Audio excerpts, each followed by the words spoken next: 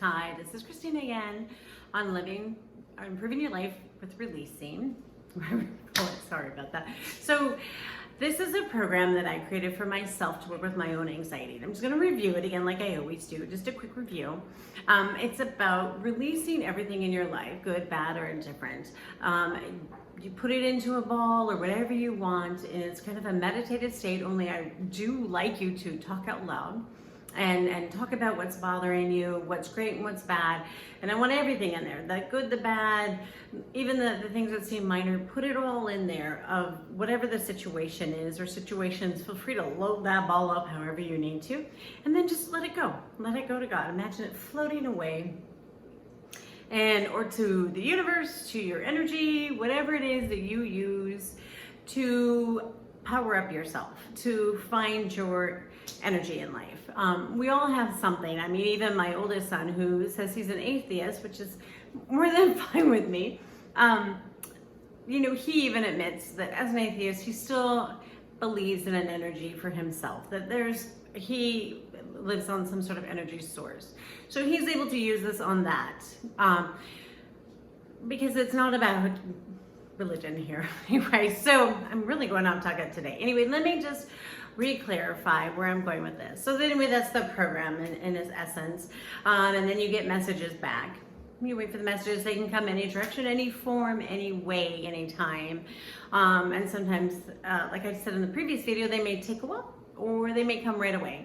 Sometimes I've gotten messages within minutes or within hours. Sometimes the messages are simple just because you feel better, because you've had a chance to just let things go. You had a chance to really vent it all out and get it all out there, and then you have a chance to just release it. And sometimes that alone is enough to feel great. Just let it go. And I have a friend that I talked to about this, and she says, she just lets it go to the sky. She's like, all my problems, I just throw in there and let them go to the sky, and it really does help me. So it helps anyhow you want to do it, any way, any form. For me, I use it because I had a terrible anxiety issue, which was kind of eating my body and my soul. So, and that's where this came from. I also spend time talking to my angels. I believe angels are there with us all the time. That's just a personal belief. I believe they're always there, and it's a great place to just talk and vent whatever I need to just clear up. Remember, you can also use this for your manifesting if you would like. It definitely doesn't have to be, but if you're trying to manifest or create anything in your life, you can put that in the ball. You can put that on a bird. You can release either, often if it's a simple thing I'm trying to create or trying to manifest, I'll put it on a bird. I imagine the bird taking it to God. For me, I hold the bird. I love the bird. I put the message on the bird goes up to God. God takes the message, reads it, gives it love, and sends the bird back with a clear message for me. So any way that you want to do this and feel like doing this, it all works. I use them all. They're all great and helpful. So these videos that I put together are basically like a journal that I use, and I put out there for people if they want to watch them and share in this journey with me, because this is an ever-growing process. So this is things I've learned, things I've been working on, the messages I've received, the help that I'm getting from my own spiritual journey through this. So the thing I want to talk about today that I haven't talked about but has been huge for me, and really it came as a message from God on my own. I was asking to continue this journey, this whole spiritual side, and growing and changing and letting go of my anxiety and finding a real kind of peace in life and happiness so that great things can continue coming my way. And the thing that came up was my energy was off. And this was apparent because I was chronically tired. I wanted to sleep all the time. And I know, people have a different version of what energy is. Energy is, I can run around, or energy is the ability to actually face life, face things. That's what I'm thinking when I think this energy, although both count. But I knew this fatigue I had, this wanting to sleep all the time, this never wanting to really do anything. If I was at work, I worked, but the moment I came home, I kind of just wanted to be. I would sit on, Facebook, or I would read the news, or I would just watch some silly program on TV, and I basically just zoned out. I didn't want to deal with things. I didn't want to deal with life. And it's gotten better, but it was definitely not resolving all the way, and it was a problem. And I'd asked about this. I had released it months ago, and the message I got back was that I hadn't cleared my internal energy, this, often called chi, this, or people think of it as their chakras, or, as we're learning, it's also a vagal nerve issue, if you like the more medical scientific side of it. There's lots of different reasons why our energy is not flowing in our body. A lot of times it is stress, like with me, it's just a stressful situation, or other factors that cause you to kind of shut down. Sometimes it's trauma, sometimes it's just the way you talk to yourself, sometimes it's the way you've been talked to in the past that hold tight. There's lots of different things that go on, and sometimes they're not as clear as you think. And I do encourage you, I'll talk in other videos about some of the ways I increased my own energy and got it flowing better for me. And it's I'm doing lots of different things. I've continued to discover new ways, and all of them are fantastic. Some may work for you, some may not, but it's always okay to look. And I encourage everybody to spend some time just researching different ways people clear their internal energy. And even if you were, you say, I'm not spiritual, I'm definitely not going to do that. It's not about spirituality. It's not about God. It's about clearing your energy source. It's about clearing everything that's holding you back. And all of us have things that are holding us back, no matter what we believe.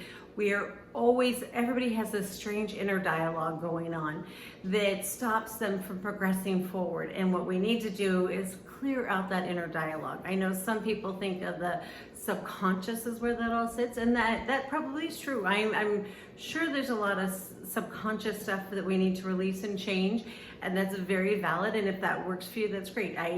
For me, just working on the subconscious didn't seem to work. It didn't seem to help. I had to find a way to actually open my energy source inside and go with the almost old Vedic belief that organs and the vagal nerve and all that whole flight or fight system actually can work against us, and we need to get it reflowing and get that parasympathetic and the sympathetic nervous system working together. There's too many people living in that fight or flight world where the system kind of shuts down and slows down, and we don't want to progress anymore or do anything else. And very few of us live in this great sympathetic world where everything just works. It just clicks and moves smoothly. So, if you want to know some of the places I started to look and some of the topics I'm going to cover besides the work on the subconscious, which again may work for you. I looked at some people do energy work that's similar to Reiki. I honestly never tried that particular science or that particular work, but I've heard some great things with it. There's also, yoga is another good one where it's specific to working on different energy sources. I'm not talking about just going to a yoga class, but really look up. There's things called Kundalini yoga or yin yoga that are about opening and becoming aware of your body and imagining opening systems. There's also on the Reiki thing, there's things about putting energy and attention just into different chakra sites. I would recommend, if you're going to work with the chakras, at first I was skeptical. I was very skeptical on chakras, even though I'd heard of them before. But the more I learned about chakras and the more I understood about them and the relationship to this vagal nerve and this flight or fight, this parasympathetic and sympathetic vagal nerve, I realized it's much more than I had ever given it credit for. So, and I realized none of us really, most people, even when they talk about it, don't understand what it's all about and what each one counts for and where the different blocks may be. for instance, everybody usually knows about the third eye and the solar plexus. Those are the two famous ones because those are the ones we often think of when it comes to spirituality or working with God or, praying to Buddha, whatever you are, those are the ones we think about. But the other ones are actually just as important and hold some pretty powerful information and can be blocked up pretty intensely, and they all need to run in a certain way. So I would recommend that, if you want to work with chakras, please go look up some information. You can just go on YouTube and find a brief explanation. Keep looking until you find one that resonates with you. There are not a lot of different opinions, but people explain them a different way. And so be open to looking at different people and different versions and coming up with one that works for you. If you want to understand the vagal nerve and some of those blocks, there's a lot on that. If you just look at vagal nerve or parasympathetic and sympathetic systems with the vagal nerve, that may resonate with you. There's a lot about just stimulating your system, and I'll go through some of those that I learned that I've been using that have helped. Some of it is just breathing, and that's a fabulous thing to do. So again, some of these I will cover in upcoming videos and talk about that I've been using and having some amazing success with. But I would like this to be your practice too, and find out what's comfortable for you. I mean, I always think of this spiritual journey and this clearing a little like going on a diet. We all know that, there's certain things you can and can't eat or whatever to lose weight.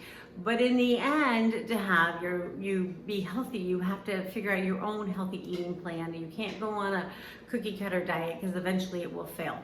And so this is the same thing. I'm giving you the basis of what works, and I want you then to make it your own. I want you to grow and create with this. So anyway, if you have any questions or anything you need to talk to me about, please reach out. Otherwise, I will see you next week, and have a great week. Bye-bye.